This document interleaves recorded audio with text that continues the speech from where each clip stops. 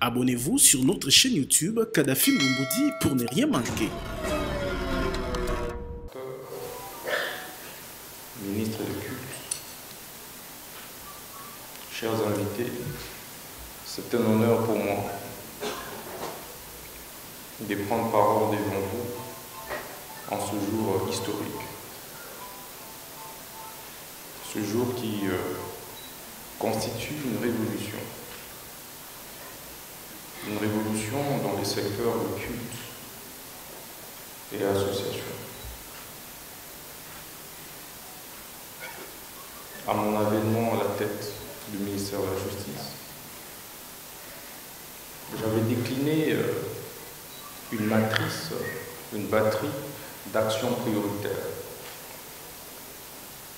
Entre autres, l'assainissement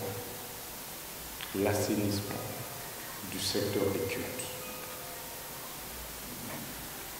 Nous sommes un pays avec une grande démographie estimée à 120 millions d'habitants,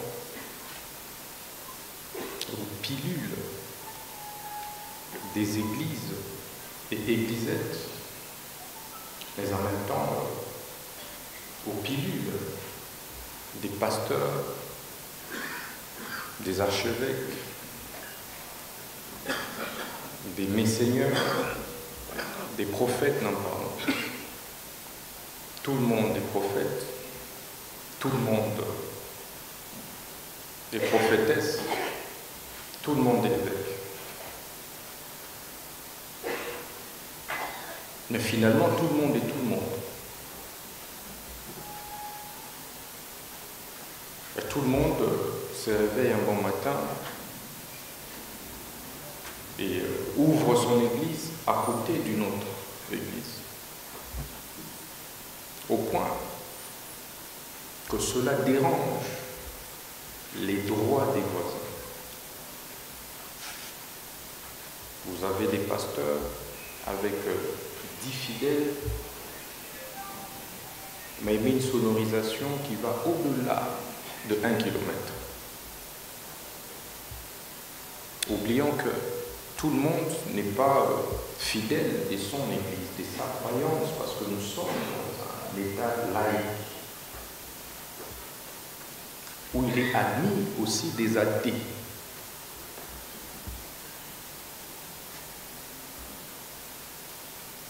Beaucoup d'abus. Où, à un certain moment, il y avait des pasteurs, des hommes de Dieu qui s'est réglé des comptes dans les médias, qui s'insultaient dans les médias.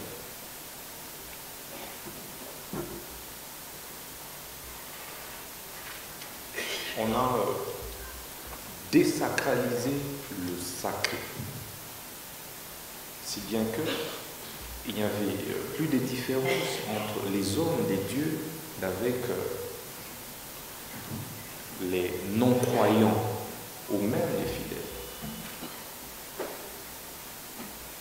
Parfois, on en vient aux mains, au vu et au su de tout le monde. Ce comportement a découragé plusieurs croyants. Il y a de ceux qui ne veulent carrément plus aller prier à l'église.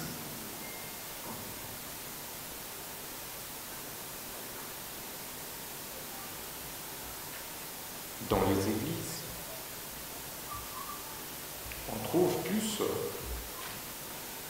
d'anarchie et désordre que dans le monde mondain, comme on dit. Il y a un problème.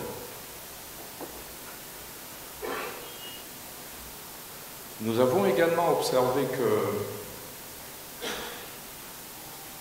tout le monde pouvait quitter une communauté et puis dédoubler cette même communauté en confisquant même les biens de cette communauté-là. En Salinanko, Abimi Église Oyo, non seulement que a mis approprié les biens de cette église-là ou de cette communauté, mais à une dénomination.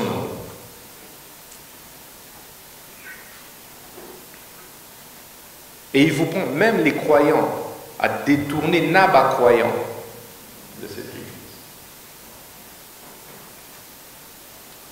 Au point où on ne croit plus au sacré.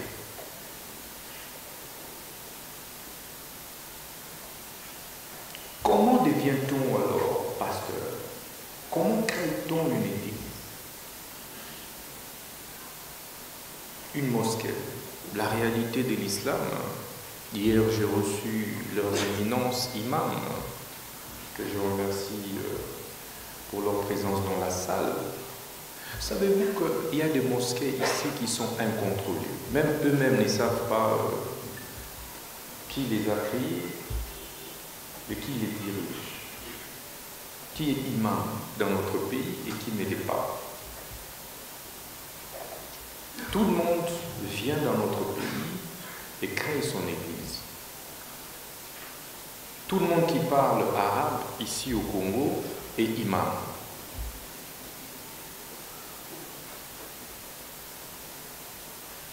On a tout banalisé. Au point de casser le fondamental de la société. C'est la croyance. Et on commence à banaliser l'église. Ah, ok, l'église, binzam. On n'a plus de respect pour le sacré de Dieu. Pourtant, nous, quand on grandissait, on respectait l'homme de Dieu. Un imam, on ne pouvait même pas s'approcher. L'imam, il est très haut. L'évêque, il est encore très haut. Mais aujourd'hui, même moi aujourd'hui, je peux me faire appeler évêque.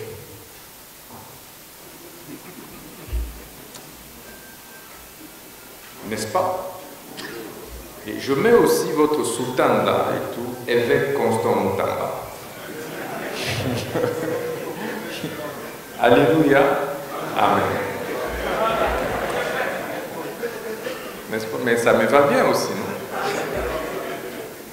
Ah ouais. Ah ouais. Tu as fait la théologie où? Dis non, moi c'est l'Esprit Saint. Tu m'as déclaré archevêque. Et puis, du coup, on te voit aussi t'asseoir lors d'une activité, d'une cérémonie officielle. Et tu vas même t'asseoir aux côtés des grands évêques que l'on connaît, des grands imams comme l'imam Abdallah que je vois dans la salle. Sinon, carrément, tu préfères que lui soit debout pour qu'on te donne toi la place. On te pose la question, mais c'est quoi? Il dit, mais Bissonio Sotoza va évêque. Voilà comment on a tué le sacré. Il n'y a plus des hommes sacrés dans notre société. Il n'y a plus de références. Et aucune société au monde, aucun État au monde ne s'est construit sans des mythes références. Ça n'existe pas. Vous ne citerez aucun nom d'un seul pays qui s'est développé dans cet état d'anarchie. Rappelez-vous, j'ai suivi un pasteur qui se livrait même à insulter le ministre de la Justice que je suis. Il dit, mais parce que le ministre a un qui est belé, il faut pas kangaï dans un lieu de culte. En fait, on s'amuse avec tout dans cette société.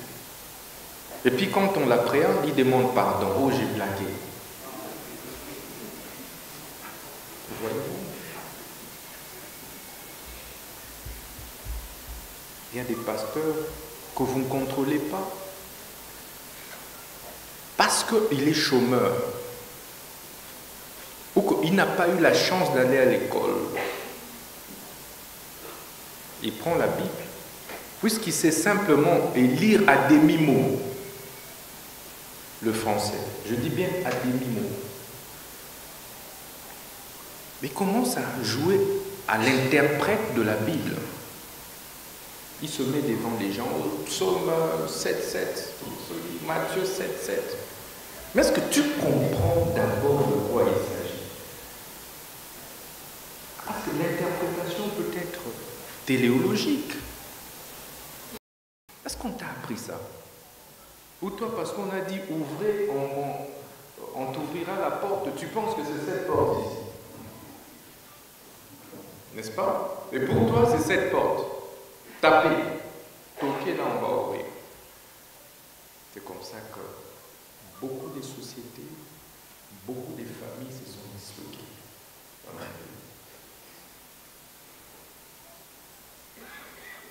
Au lieu d'envoyer des jeunes travailler, on donne l'impression qu'un jeune Congolais peut passer toutes ses journées à l'église en train de chanter, de danser, de prier, et la main tombera du ciel. On a enseigné la paresse. Du coup, on forme les mendiants. Et vous allez l'observer. Cela ternit l'image maintenant des hommes, des vrais hommes de Dieu que vous êtes.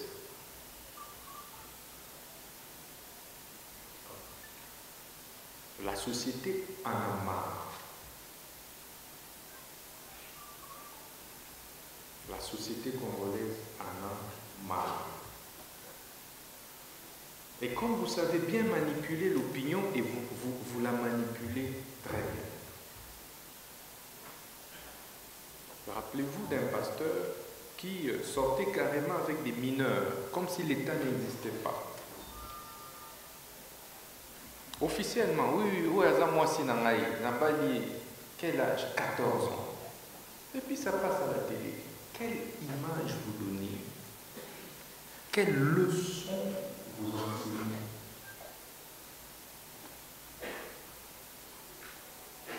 Voilà le rôle déstabilisateur que certains hommes de Dieu, entre guillemets,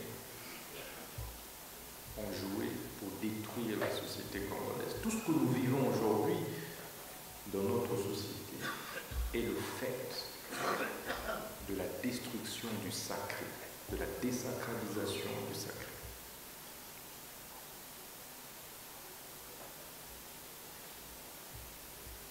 Dieu merci, depuis que nous sommes à la justice, nous avons pris le courage. Alors, c'est ça qui a tout détruit dans la société. Et les ministres qui se sont succédés se sont mis plutôt à jouer à ces jeux, à distribuer les personnalités juridiques des F92. Du coup, vous verrez que l'Église islam, par exemple, la communauté islamique, être prise sur le même pied d'égalité que un pasteur qui vient de commencer sa communauté aujourd'hui avec 10 fidèles. Est-ce que c'est normal? Il faut distinguer. Il faut regrouper des églises. Il faut identifier. Vous êtes musulman? Oui, je suis musulman. Est-ce que tu as l'approbation d'abord de la communauté musulmane islamique? Tu veux créer une mosquée? Est-ce que tu as l'approbation de ta communauté? Mais en fait, est-ce que tu as l'approbation du ministre sectoriel? Quel est ton profil? Ne deviens pas pasteur qui veut, ne deviens pas imam qui veut. Parce qu'on peut effectivement héberger des rebelles, des terroristes dans des mosquées, dans des églises, etc. Mais vous ne contrôlez pas. Voilà tous les désordres qu'il y a eu. Voilà tout le désordre qu'il y a eu. Et je vous remercie parce que nous nous sommes tous inscrits dans la vision du président de la République qui est celle de l'assainissement du secteur. Cet assainissement, comme je l'ai dit, passe indubitablement par l'identification que nous lançons aujourd'hui. Aujourd'hui, c'est un jour historique parce que nous lançons officiellement l'identification des églises, des confessions religieuses, des communautés, des paroisses, des mosquées et autres. Tout lieu de culte opérant en République démocratique du Congo doit être identifié.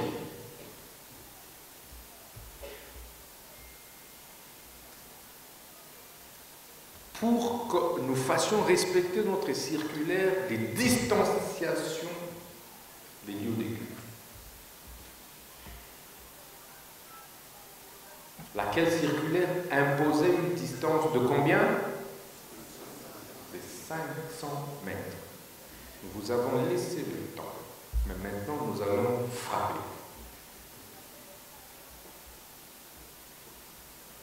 Vous avez une églisette ici de 10 fidèles, après vous avez une autre église de 10 fidèles, l'autre de 20 fidèles. Mais finalement, sur une avenue, vous vous rendez compte qu'il n'y a que des églises. Les gens ne savent plus se reposer. Ici en train de chanter, Alléluia, l'autre en train de prier, et les autres de... Comment vous appelez ça? De parler en charabia, en langue. Le désordre total. Aidez-nous à régler, à arrêter cette affaire. Tu es pasteur, tu dois te référer à ceux qui ont existé avant. Tu es imam, tu dois te référer à des répertoires. On te coach. Et puis, c'est un monde sacré. C'est vraiment du sacré. N'entre pas dans les synagogues qui veut. Ça doit être des gens purs. N'est-ce pas? Non.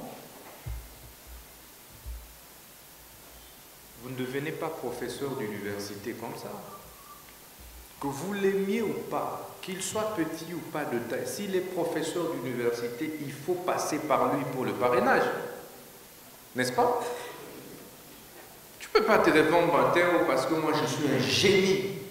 Ouais. Tu peux effectivement écrire ta thèse tout seul. Mais on te dit non. C'est un lieu sacré. C'est les lieux des saints des saints. Ici, devient imam qui veut. J'ai vu des gens, parce qu'il a grandi dans un monde arabe, mais né ici au Congo, quand il revient, il dit, voilà, c'est moi qui deviens imam de telle mosquée, parce que je parle maintenant arabe. Et comme il commence à parler les arabes, il vous impressionne. Non. Je suis le bishop Bravo Yoka, un membre de la commission multisectorielle d'assainissement. Oui. Oui.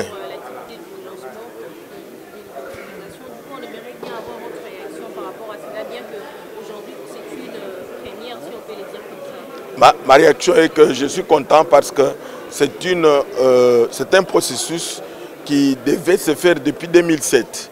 Mais elle n'a jamais commencé, elle n'a jamais vu le jour du début. Mais le ministre d'État à la justice actuelle a permis que le processus puisse démarrer. Donc nous sommes très contents parce que ça va nous permettre d'avoir beaucoup de détails. Il y a même un grand détail que beaucoup de gens ne savent pas.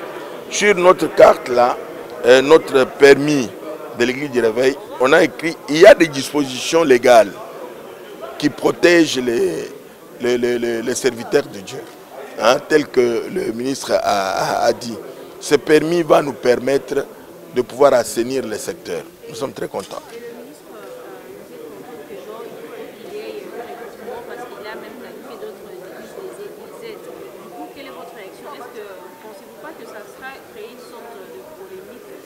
Non, non, il n'y a pas de polémique. Parce que d'abord, pour que vous puissiez être reconnu comme une ASBEL confessionnelle, il y a des recommandations.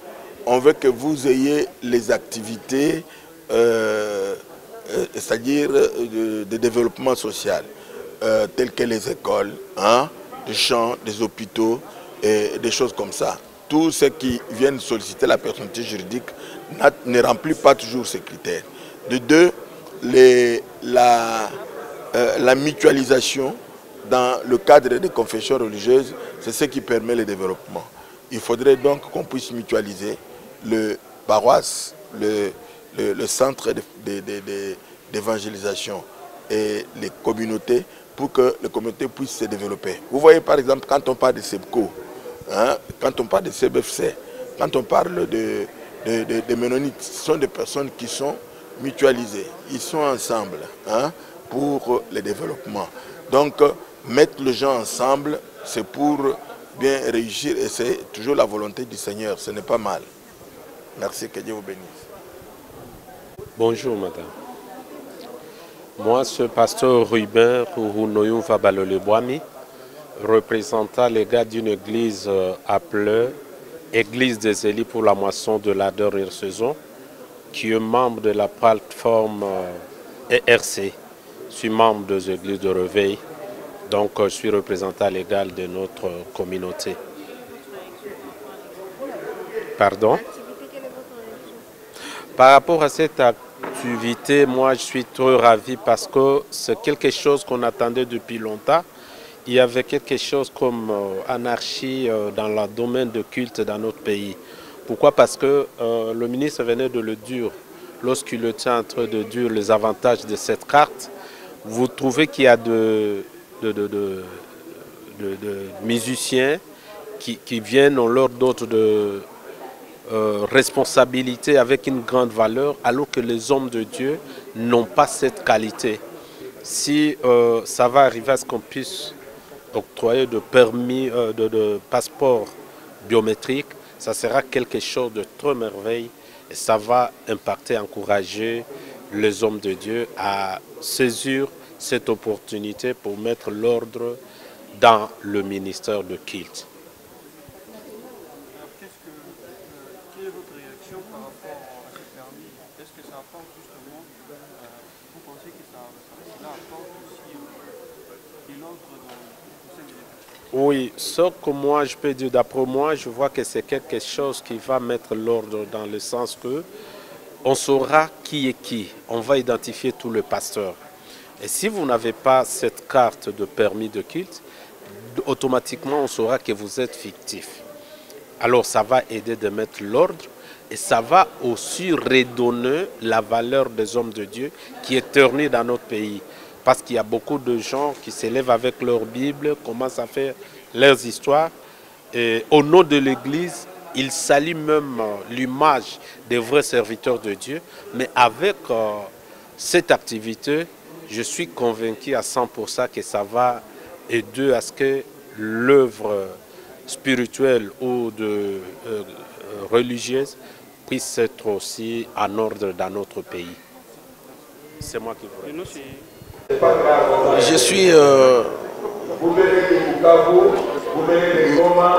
Je suis l'évêque Nestor de l'église du Réveil du Congo, le vice-président de l'église du Réveil. Je suis très content de l'obtention des cartes où le ministre vient aujourd'hui pour assainir les milliers de l'église, des mosquées, islam partout. C'est tout pour toutes les confessions religieuses. Je suis ravi et content parce qu'il y aura de l'ordre et un pasteur doit connaître comment marcher pour donner une vie dans notre pays. Votre numéro. Abonnez-vous sur notre chaîne YouTube Kadhafi Moumoudi pour ne rien manquer.